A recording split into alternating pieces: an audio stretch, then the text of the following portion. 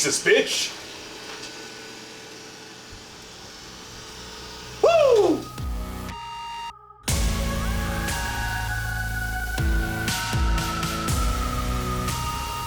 Why won't you die? Did you know that a young boy drowned the year before those two others were killed? The counselors weren't paying any attention. They were making love while that young boy drowned.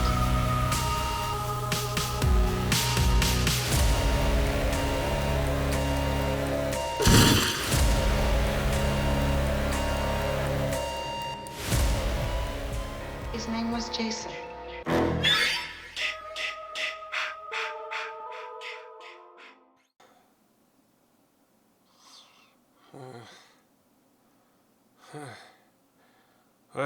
Another review. Jason versus Carrie. Place your bets. Oh my god. Ugh. Why did I decide to make a video every day this month? And why did I start half a month early? Hey guys, like and subscribe my videos to make my pain not simultaneously go away, but also make it more egregious, because it just means I'll have to make more videos. Today we're talking about Friday the 13th, Part 7, The New Blood.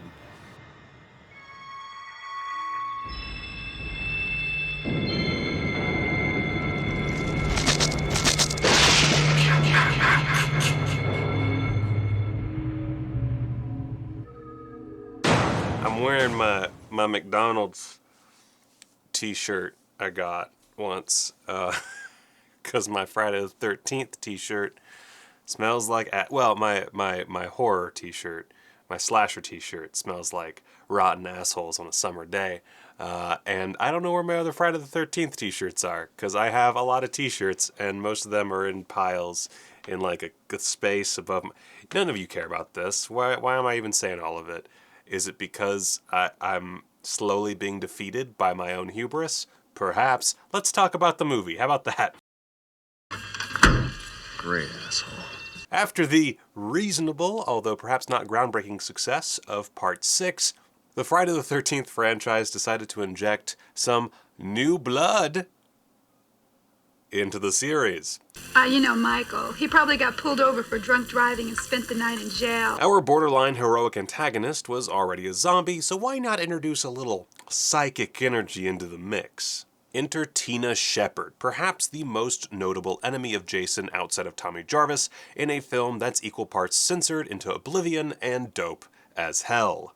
Now, director John Carl Buechler, he was notable for being a big-time special effects makeup artist. He worked on Reanimator, he worked on Hatchet, he worked on Rennie Harlin's Prison, he worked on 1987's The Caller, which of course I talked about in my review of that film a little while back, so go check that out, buckaroo. There's a legend round here. A killer buried, but not dead. So this movie has probably the best opening recap of any entry in the series, at least formatting-wise. The narrator really sells it, makes it less a clip show, and kind of makes it feel like a mix of a campfire story and a promo to get the audience pumped up. Curse on Crystal Lake. A death curse. Yes, man! Jason. Crystal Lake, meanwhile, is back to being, well, Crystal Lake. No sight of forest green at all. If I'm not mistaken, this takes place in like the late 90s, like 97 or something, if you just like consider the timeline, which is crazy. It's legitimately crazy. The lake itself is probably a worse lake than Part 3's, but they kind of make it work. There's something about like how they always show it in darkness and it's always in the background. There was very little water in this movie. Like it was, I don't even think you could, I think you would have to like really work hard to drown in the amount of water they had for this movie, but they made it work. And that's dope. There is a lot of creativity on display on this movie. It was a very short shoot. They only had like 5.5 weeks, and there was a lot of executive oversight throughout those 5.5 weeks, which made it not the easiest process in the world. That plus there were reshoots and all kinds of stuff in the editing room. But we'll get into that in a second. The formula here is most similar to Part 4, including the protagonist specially suited to dealing with Jason. I'm Tina from next door. I know. The two neighboring houses, the loving but doomed mother, and the house full of teens here to party and die. We even get a lame sci-fi writer stereotype who seems to be an evolution of the Crispin Glover character from Part 4, I think. That's what he feels like. Like, it's not an exact 1-to-1 ratio, but it definitely felt like, hey, this guy was popular in Part 4, let's do something similar with this actor. Are you joking? So anyway, basically what we get is a watered-down final chapter, except it's a Carrie ripoff. I can see your dirty fellow. Jason gets a bit of a makeover this time, thanks to spending over a decade at the bottom of Crystal Lake. His exposed spine, weathered mask, and clothes and tatters just really create a fucking gnarly image. Turns out Zombie Jason doesn't have as much of an eye for fashion as his Part 3 counterpart, as he never changes a thing. Doesn't even bother with gloves like Part 6. He does not give a fuck. I also love that you can see all the little details from his like many years of abuse. That's great. That's really solid. This is a very worn down killer who has evolved quite a bit physically over time. Speaking of evolved, we get a very angry Jason here. Kane Hodder makes his debut as Jason Voorhees, and he has an interesting take on the role, and it has to be said that he certainly he puts his stamp on it. He's burlier and meaner, and while slow, tends to have bursts of violent energy. For me, it doesn't work as well as it does for others. As usual, that doesn't mean he's bad. He's great. Kane Hodder's fucking awesome. That's just a personal preference thing, and of course, I do appreciate that the character evolves over time. I think that, you know, if it were different and we just had the same basic performance throughout all of these movies, I would probably be saying something very different. But, you know, given the character that we're presented with, I think that he is a very unique Jason, and he's very good at the role. I just miss Part 3 and Part 4 quite a bit. And Part 2. Now, Bernie Lomax over here makes for a deliciously transparent villain, whose ultimate shithead moment features him all but straight up murdering Tina's mom just to prolong his own inevitable fate. You're a fucking coward! His pushing Tina throughout the film and using her fright to further his experiments with her telekinesis is a nice little extra conflict to keep the film moving, which is great since the house full of body bag filling is kind of uninspiring. That said, it does feature easily the bitchiest bitch this side of Bitchville to ever show up in the franchise. Melissa's just so outlandish, literally sneaking around and spying on Tina to make sure she's not stealing her man. This all does lead to one of the most satisfying deaths in the entire franchise. Fuck you. No, fuck you both!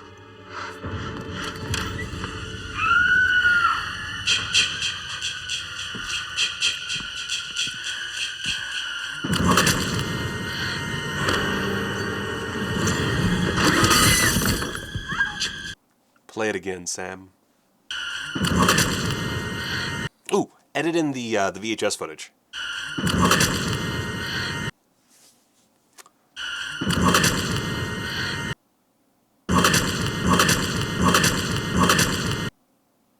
I could watch it all day. Speaking of all that, Tina's love interest, Nick, is about as bland as vanilla ice cream minus the vanilla. I grew up in Pittsburgh. I used to hang out with a real bad crowd. Then my dad kicked me out. And now I go to night school. Your turn. Apologies to Kevin Spirtus. It's just he's not a particularly well-written or presented character. Kevin Spirtus is fine as an actor. Like, he's a perfectly good actor. It's just what we're given here, there's just nothing to really chew on. He's just, here's this guy who's into Tina when she arrives for whatever reason, and That's his character. As for the rest of the supporting cast, most of the teens are pretty lame sauce riffs on previous archetypes, if they have any notable characteristics at all.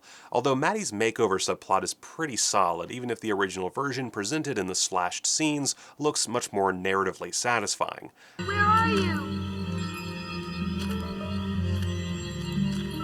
David? I'm not sure why she would think David would be so deep in the woods. David? David, you out there? David? Maybe if I cross state lines.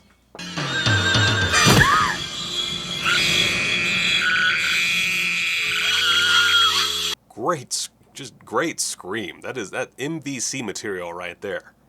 Oh, get real, Maddie. You're not his type. You need a little touch-up work first. There's also a fun turn from Vice Academy 3's Elizabeth Caden, who deserves better than this. Outrageous. She's kind of the auxiliary bitch, designed to be more likable than Melissa while also pushing Maddie toward her character arc as part of a sorta love triangle. Of course, this is all kinda rendered moot because their final interaction was cut, but whatever, she still slays, she's good, and she's part of this interaction. What I like about you, What? you hardly sweat at all. You want to get high? You know, I don't know what that means, but A, awesome, and B, yeah, there's no way Elizabeth Caden sweats. Come on, she can't sweat. She's that perfect. Can't sweat. I don't know what that means. Why would that be a good thing? I don't know. There's also some quality kills, like this horny loser getting a Mortal Kombat finisher, and the famous sleeping bag kill later lampooned in Jason X. Unfortunately, the OG only got one strike and she's out due to the director preferring the physicality, which is fair, but man, the blood slushy version is so cool. Can we get like a remix going here? Fuck you. No. No, fuck you both. Fuck you both. Fuck you both. Fuck you both. Fuck you both.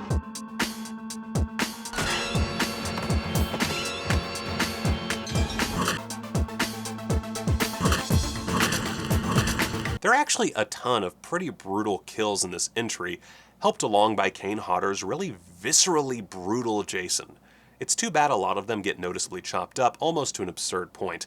Unlike the sleeping bag kill, basically all of these cuts were forced by the MPAA, and it's honestly kind of depressing how much these scenes are neutered. This isn't a case of suffering either, for the most part. These are little snippets that really provide the brutality Hodder and Buechler were going for, and in some cases, they're just great jokes cut short of their punchline.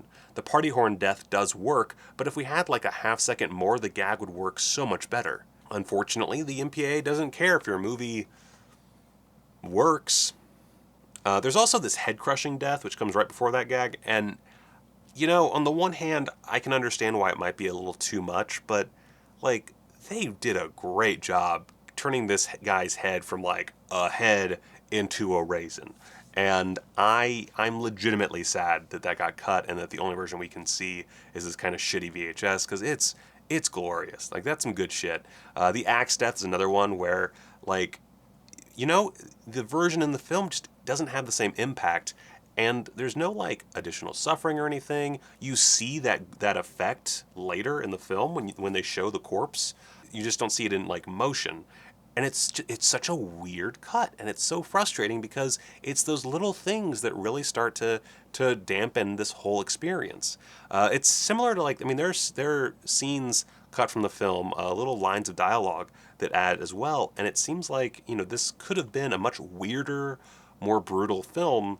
And it just, you know, things were taken out, whether it be from production oversight or the MPAA, that just made it work so much more. Now, the new music is super rad. While plenty of Harry Manfredini's music is brought over via archive tracks, new composer Fred Mullen has some very nice themes to add to everything. They're very much in keeping with the telekinesis plot. They sound like basically any movie that deals with telekinesis, but it works really well, interspersed with the original score. I'm pretty fond of it. I also appreciate that Buechler and his team knew they couldn't do the same old thing and just went for broke on the concept. Jason fights Carrie. Sure, fuck it. We'll do it live, fuck it! Unfortunately, that attitude was just no match for excessive executive oversight, and, well, again, the MPAA. Bunch of pissed off housewives. Now, I know this review is probably coming off as pretty negative, and while I do have far more issues with this film than I do most of the others, and it definitely winds up near the bottom of my list, it's still a good time. It's important to note, again, I really honestly love basically the entire franchise. There's only one movie in the entire series that I legitimately dislike, and I'm sure I'll get plenty of hate comments when we get there. But overall, like, you know, it's a solid franchise with very few negatives. This one, again, there's plenty of negatives, and more so than other films in the franchise. It's a little forgettable, and there's a lot of frustrating elements, a lot of them having to do with post-production. But I still like it. While the characters are mostly pretty meh, we do get a few standouts. Tina's a sympathetic, flawed character with a great gimmick, and in one of our more unique moments for this movie, she actually poses a threat and gets to go mano-a-mano with Big Boy Voorhees. These scenes really make the movie, and from Dr. Cruz's death about 70 minutes in through to the finale, this sucker is a roller coaster. Homegirl electrocutes Jason, headbutts him, throws a house on him, uses his own mask against him, hangs him, throws him through a staircase, sets him on fire in one of the great cinematic fire stunts, blows him up, and uses her own undead father to drag him back down into Crystal Lake. Fuck yes. Admittedly, the reshot undead dad is super lame, and that kind of kicks the legs out from the moment, but... Hey, look over there! If there's anything that Part 7 proves, it's that cut him down all you want, you just can't stop Jason. Alright, let's talk about this thing. Whoop-a-doop. Alright. So, on Friday the 13th, Jason is back, but this time, someone's waiting. Again, if you look here, derp-a-derp-a-derp. Whoop-a-doop. I mean, admittedly, it's one of the best moments of the movie, but, you know, whatever. You know, I think the problem I have with this is I just want some consistency, fellas. That's all. Just consistency. Oh God, now it's all fucked up. God damn it. So, on the back, it does not note any new extras, and that's because we don't have any new extras. This is all carried over material, so let's go through this real fast, since, again, nothing new. We get audio commentary with director John Carl Buechler and actor Kane Hodder. You quickly get an idea for how doomed this production was from the outset. Not enough time. Tons of MPA demands, that sort of thing. Like most commentaries for this sort of film, it gives you a little more respect for the final product. There's lots of talk about things not having the intended effect, and if I'm being honest, all of that is very founded within the film. You can tell that it's kind of fucked. All the problems are very much there, and it's unfortunate. You know, these guys are very passionate, or were very passionate. John Carl Buechler especially, like, seems like the coolest dude, and he really wanted to make something special, and he did make something special. Don't get me wrong, I really want to get across that I do enjoy this movie. I do like it. I just think it is weaker because of its problems, and you know, most of those are not his fault. There are some, you know, the characters being kind of bland and uninteresting. That's his problem. He's the director. But from like a technical standpoint, he does a really good job. It looks a little bit more bland than some of the other entries. While Mobile, Alabama is definitely better than California, it's still no New England. It's not the Jersey forests that we really want in this franchise, but for some reason can't get anymore. I don't know. And that finale is fucking rad and features some really cool effects, really cool shots. So like I can't hate on it for its problems, but I certainly, you know, when he mentions them, the mental process is basically, yeah, those are there, all right. I'm also not as in love with Kane Hodder's sense of humor as some people are. It's just a personal preference thing. I don't have anything against Kane Hodder. I think Kane Hodder is fucking rad as hell. I don't know. He does this thing where whenever Jason is about to kill a character, he goes into Jason mode and like talks as Jason. And I don't know. It's like how my dad humor doesn't quite work for everybody. I think that's what it kind of is. It's just subjective taste. We also get an audio commentary with John Carl Buechler and Kane Hodder again, with Lar Park Lincoln. Lar Park Lincoln plays Tina, and so this is a stitched together commentary. It's really weird. So I guess, I don't know when these commentaries came out for which disc. I'm assuming that the previous John Carl Buechler and Kane Hodder was for the DVD, and maybe this other commentary is for the Blu-ray. I don't know. I haven't looked it up. I'm bad at research. But it's stitched together with Buechler and Hodder together, and then Lars portion edited in.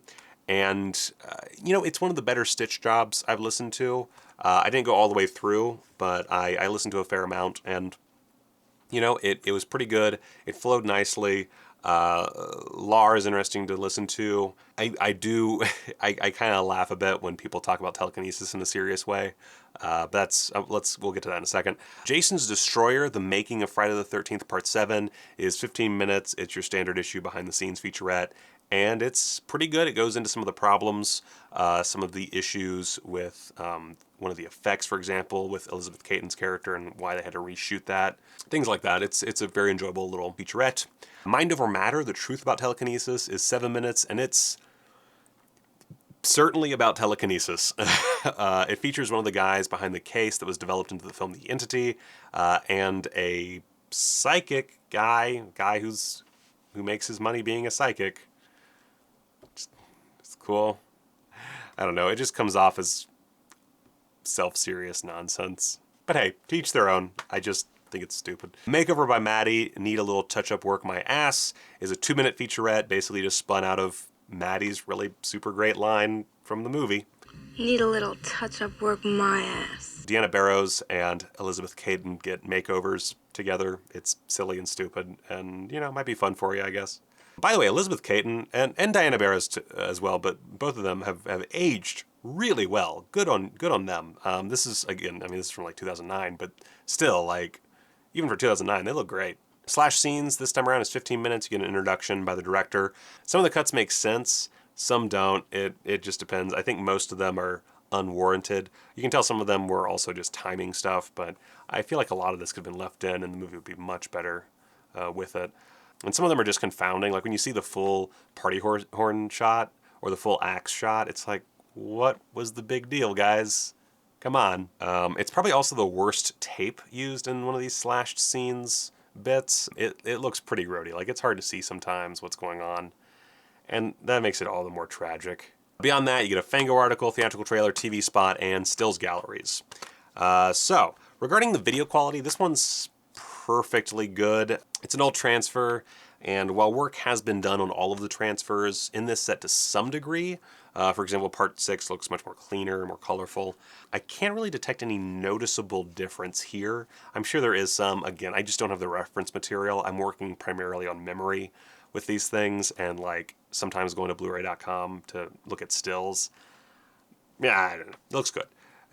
Bear in mind, I don't have my DVD set anymore. I have no idea what actually happened to that, come to think of it. Like, I definitely bought that DVD set back in the day. I have no idea what happened to it. I never bought the Blu-ray set, so I just don't have that, I don't have it all set up to compare, unfortunately.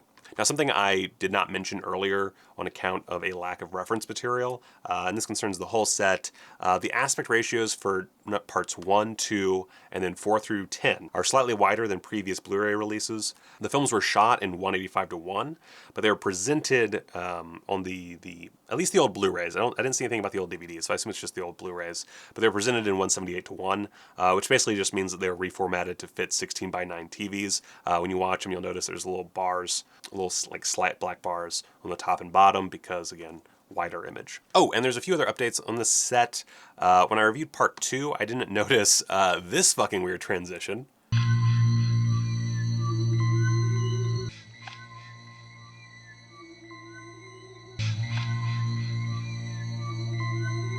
Why did they decide to try and experiment with the shot? No idea. I'm not sure if this was carried over from a previous release or what, but thanks to... Oh, I feel like I probably shouldn't fuck this up. Jamiroqueer on Twitter for pointing it out. I don't know how I missed this. I think it's... When I'm watching these, I'm taking a lot of notes because, of course, I've seen them all plenty of times before, so I think I was just looking down for a second. And I missed this ugly-ass transition, so sorry for missing that. I don't know what the deal is with that. I kind of wish that it had been seen previously, because I would love that to not be there anymore. And of course, everybody's heard about this already, but just in case you somehow haven't, Scream Factory is sending out replacement discs. You do have to manually go through a process to get these discs, so I'll put the link in the description for you to do that. So yeah, they're replacing discs 3, 9, and 10 for the problems that we previously mentioned in the first video, so that is potentially taken care of. We'll see if everybody gets their discs. Time will tell. Anyway, with all that said, The New Blood, for me, isn't exactly a slam dunk. I know that there's a ton of people that love the shit out of this movie, and I definitely had a very fond memory of it myself, but upon revisiting it, it does have enough to remain memorable and fun, if only because of a new and very different Jason, and a really honestly crackin' finale. It may not be anywhere near the best, but it's unique enough to stand out. And that's really all I've got to say about Friday the 13th, Part 7, The New Blood. That chick's crazy. Besides, all is fair in love and war. Oh my god. Did I, in my state of tiredness, forget anything? Let me know in the comments below. Guys, don't forget to check me out on the Facebooks, the Twitters, the Instagrams, and of course, go and give me money on the Patreons, if you want to. If you don't, that's cool too. It doesn't matter. Nothing really matters. We all die and nothing happens. Anyway, thank you so much for watching. Until next time, I'm gonna go to sleep, but you, go watch a movie.